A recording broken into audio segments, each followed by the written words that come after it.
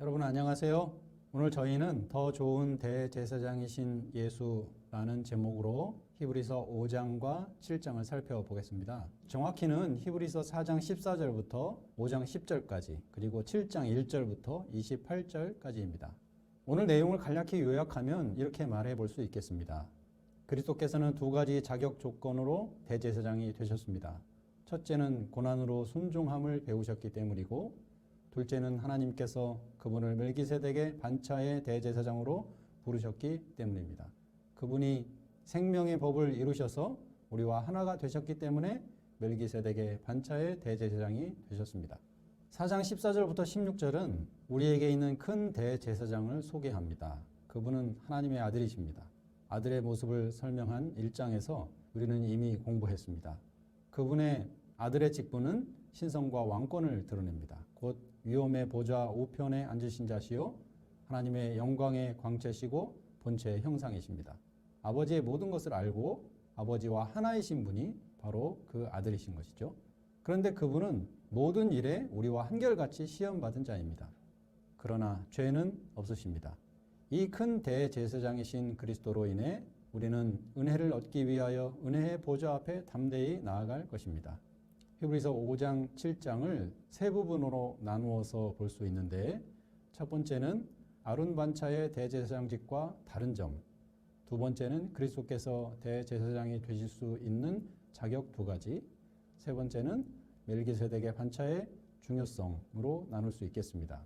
첫 번째 부분인 아론 반차의 대제사장직과 다른 점에 대해서 5장 1절부터 4절은 그리스도의 대제사장직과 다른 아론 반차의 대제사장직의 모습을 이야기하고 있습니다. 대제사장 직분이 할 일은 죄를 속하기 위해 사람을 위하여 예물과 속죄하는 제사를 드리는 것입니다.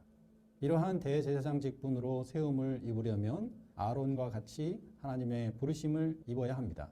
그런데 아론 반차의 대제사장은 백성을 위하여 속죄제를 드리고 자기를 위해서도 드려야 했습니다.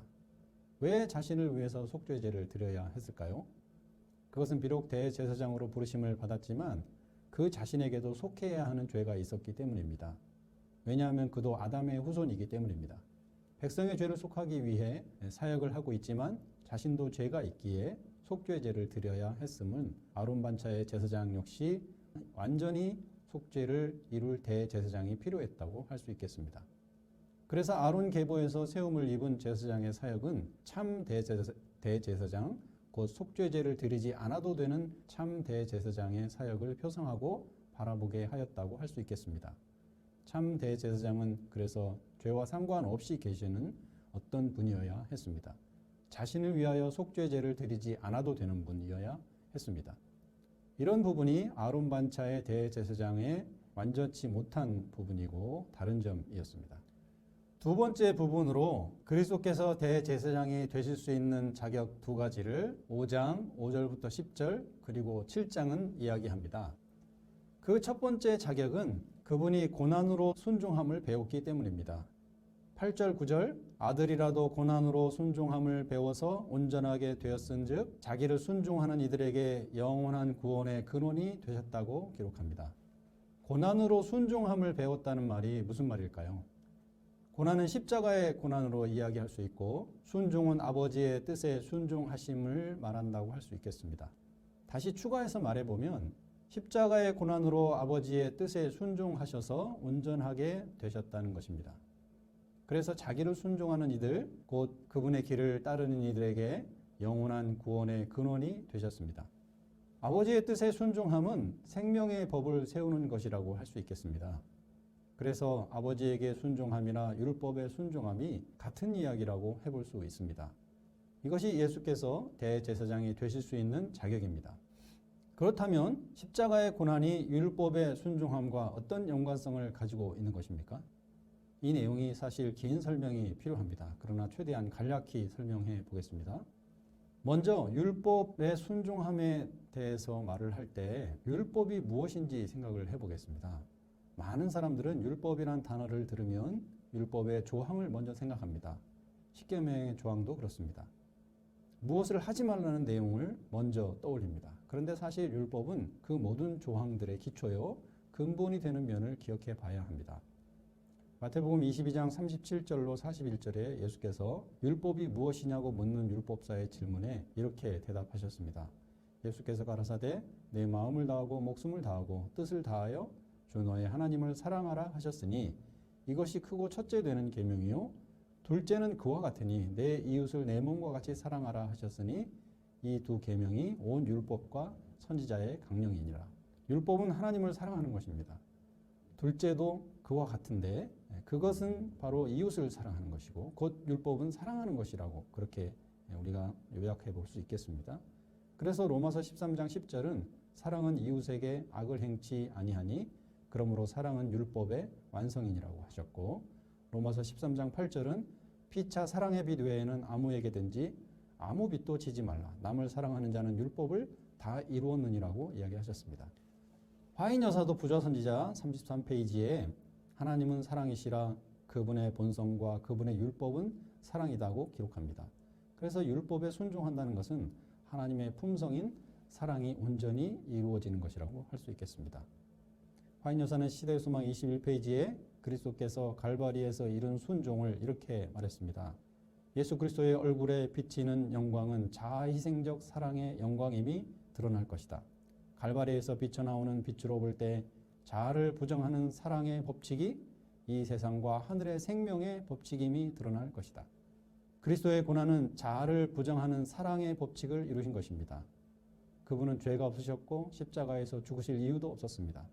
그러나 그분은 어린 양이 도살장으로 끌려가는 것처럼 아무 힘없는 것처럼 십자가 위에 매달리셨습니다. 그래서 십자가 위에서 그분의 자아희생적 사랑이 드러났습니다. 그러나 사람으로서는 이것이 불가능한 것입니다. 왜냐하면 우리는 죄 가운데 출생하기 때문에 하나님에게서 단절되어 있습니다. 곧 우리는 사랑을 알지 못하고 생명의 가치를 알지 못합니다. 그래서 스스로 자기를 희생하는 길을 걸어갈 수 없는 것입니다. 곧 사랑을 소유할 수 없습니다. 그래서 우리는 율법을 이룰 수 없습니다. 인자로 오신 예수께서 십자가에 달리실 때 그분은 자아희생적 사랑으로 죽으셨습니다. 이것이 생명의 법칙입니다. 곧 고난으로 순종함이라고 할 수 있겠습니다. 십자가에서 고난을 받으실 때에 예수께서는 그분의 능력을 자신을 위해서 사용하지 않았습니다. 인자로 오셔서 우리와 한결같이 시험 받으셨는데 그분은 죄가 없었습니다. 다만 우리의 죄의 짐을 짊어지신 것입니다. 우리와 한결같이 시험 받으실 때 그분에게 자기 자신을 위해서 이기적이 되도록 사단은 큰 시험을 줍니다. 악한 무리들은 그분에게 침뱉으며 내가 하나님의 아들이거든 십자가에서 내려오라고 모욕합니다. 주변의 모든 사람들도 저가 그리스도라면 십자가에서 스스로 내려오지 않겠느냐고 욕합니다. 얼마든지 주님은 그렇게 할 수 있었지만 그분은 그 능력을 자신을 위해서 사용하지 않았습니다. 이기적으로 자신의 능력을 사용하고 채우는 것에 큰 시험을 받았지만 그분은 자아희생적 사랑을 잃지 않았습니다. 이렇게 함으로 십자가에서 율법의 온전함을 이루는 것을 몸소 보여주셨습니다. 아버지의 뜻에 순종하신 것입니다. 뿐만 아니라 십자가에서 자아희생적 사랑으로 죽으신 예수님을 보는 모든 사람들을 자신에게로 이끌 수 있었습니다. 그분의 그 사랑은 커다란 힘으로 사람들이 예수에게 호감을 갖게 하고 그분의 사랑에 이끌려 그분에게 다가가고 싶은 마음이 들게 한 것입니다. 그 십자가의 고난을 통해서 우리와 하나가 된 것입니다. 이런 면이 그분이 대제사장의 자격을 얻으신 첫 번째 이유입니다. 곧 사람들과 하나가 되신 것입니다. 우리를 그분에게 사랑으로 이끄신 것입니다.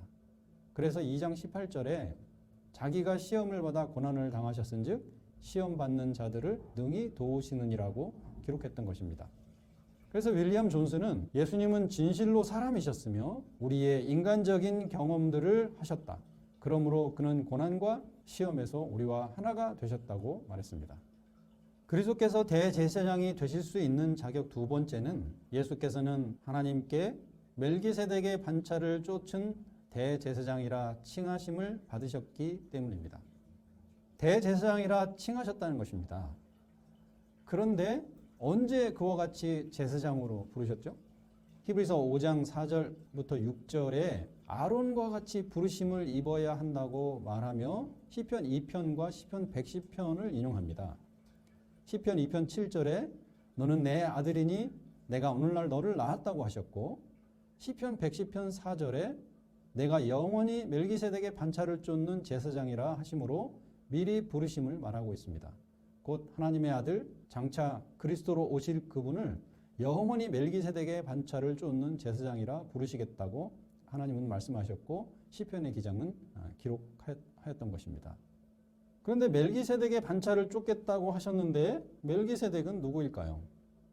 멜기세덱에 대해서 말하면서 5장 11절 할 말은 많으나 너희의 듣는 것이 둔함으로 해석하기 어려우니라고 말합니다. 그가 누구인지 해석하기 쉽지는 않다고 말하지만 7장에 가서는 대략 멜기세덱의 신원에 대한 기록을 볼 수 있습니다. 그러나 7장에서도 멜기세덱이 누구인지에 초점을 맞추기보다 그리스도에게 초점이 있고 멜기세덱보다 멜기세덱의 반차에 대한 이야기가 초점임을 생각해 볼 필요가 있겠습니다. 어쨌든 멜기세덱에 대한 설명을 살펴보겠습니다.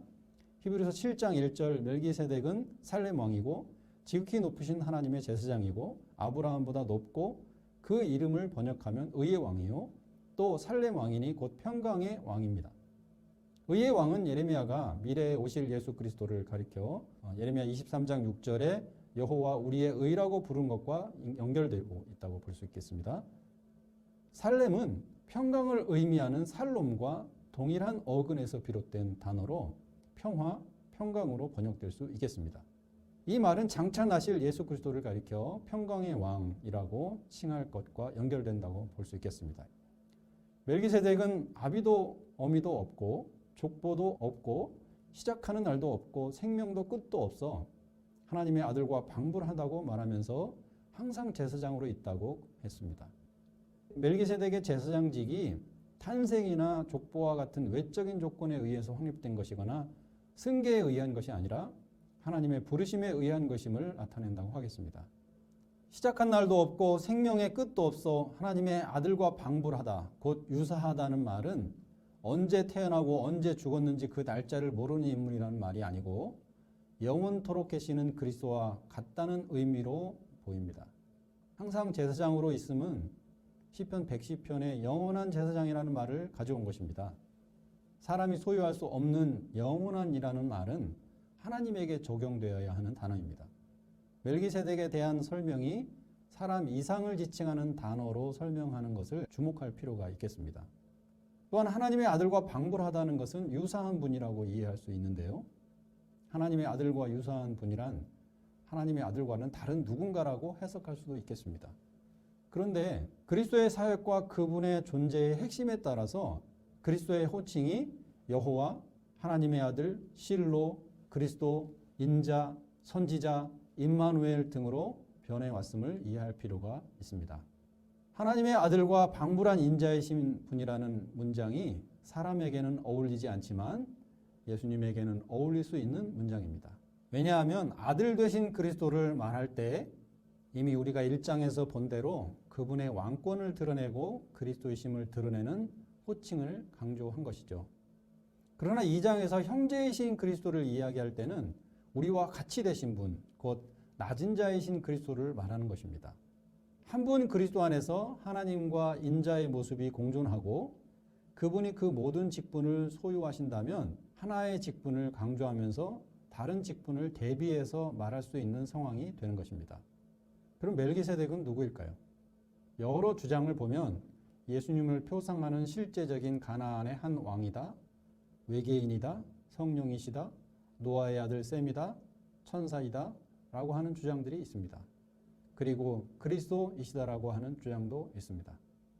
여러분 개인적으로 어떻게 생각하십니까? 그럼 왜 멜기세덱의 반차인 제사장을 세운 것일까요? 아론 반차의 제사장은 참 제사장직에 대한 표상이었습니다. 아론 역시 아담의 후손이었기 때문에 속죄할 필요가 있었기에 그 속죄를 이룰 한 직분, 한 분이 필요했던 것이죠. 예수께서는 유다 지파에서 나셨기 때문에 모세를 통해서 주신 대제사장의 직분이 그에게 적용될 수 없었습니다. 아론 반차가 아닌 멜기세덱의 반차로 세우심을 입었다는 것을 육체와 상관된 계명의 법을 쫓지 아니하고 무궁한 생명의 능력으로 쫓아된 것이라고 말하고 있습니다. 예수님의 제사장직은 생명의 능력을 쫓아된 것입니다. 예수님의 제사장직은 혈통과 가문이 아닌 순종과 생명의 법으로 제사장직을 얻으셨다는 것입니다. 즉 제사장이 해야 할 실질적인 일을 함으로 그 직분을 얻으셨다는 것입니다. 그 실질적인 일이란 사람들을 자신에게 이끄는 것입니다. 자신을 좋아하게 만드는 것입니다. 사람과 하나 되시는 것입니다. 2장에서 우리는 예수께서 우리를 형제라 부르시고 그분은 우리와 하나에서 난 자라 하신 것을 살펴보았습니다. 그것이 그분이 대제사장직을 얻으신 실질적인 일입니다. 아론 반차의 제사장의 한계를 보여준 대표적인 사례는 제사장 엘리의 두 아들 홈리와 비느하스의 이야기입니다. 홈리와 비느하스는 백성이 그들의 행동을 싫어하게 해서 하나님에게서 마음이 떠나게 했습니다. 그들의 악행은 백성이 거룩함을 얻어야 하는 성소를 더럽혔고 하나님의 의를 잘못 나타내게 됩니다. 그 악한 제사장 때문에 백성은 하나님에게서 떠나고 싶었습니다. 하나님에게 나오는 길이 너무 힘들었고 또 그렇게 하고 싶지 않았습니다. 하지만 멜기세덱 반차의 대제사장인 예수 그리스도께서는 사람들이 아버지에게 나오고 싶은 마음을 갖게 하신 것입니다. 완벽하게 아버지와 하나이심을 통해 그리고 사람들과 하나이심을 통해 사람들이 하나님에게 나아가는 것을 좋아하게 만드셨습니다. 대제사장이 되신 예수께서 가신 길이라면 우리도 가고 싶고 그 사랑에 참여하고 싶은 그러한 마음을 갖게 하신 것이죠. 아버지의 사랑의 마음을 보여줘서 사람들에게 거기로 가고 싶게 만들었습니다. 이것을 다른 표현으로 생명의 능력을 쫓아되었다고 말하고 있는 것입니다. 그리고 18절, 19절에 계명의 무익함으로 패하고 더 좋은 소망이 생기니 이것으로 우리가 하나님께 기꺼이 가느니라고 기록하므로 매력적으로 우리를 이끌어 하나님께 인도하심을 드러내고 있습니다. 참 대제사장으로 우리를 이끄시는 예수님의 모습이 언제나 우리의 시선에 존재해서 그분과 함께 걸어가면 좋겠습니다. 오늘은 여기까지 하겠습니다. 감사합니다.